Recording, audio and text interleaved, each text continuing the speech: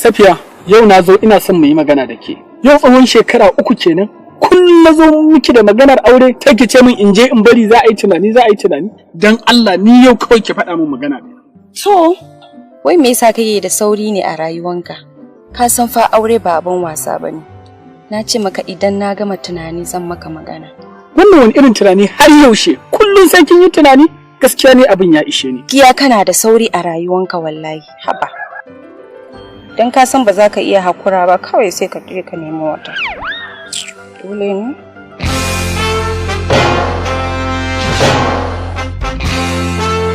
Jimala, 'yan mata.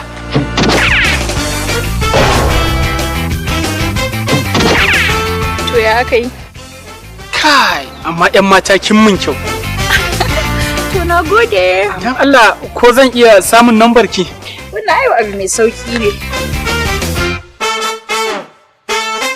Na ce in ba za ki damu ba, za mu iya soyayya ni da ke? Wallahi ka sa na ji kunya. Ai, a zamanin nan da maza suke wuya. Ai ba zan barka ba. In ma ta kama aure wallahi duka sai mu. Aure? Baby? Yanzu a gabana kake neman mata? Ba baby ba, bebe.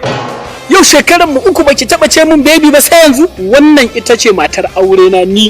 Ke ba kin ce sai kin je kin yi tunani ba? To ki je ki yi tunanin ki, ni ma bari in yi tunanin nawa da wannan. Ba ta waje. Matsa wallahi ko yanzu zan buge ki. Matsa. Wallahi zan buge ki in na zama. Ba ta waje. Ba ta waje. Munafika.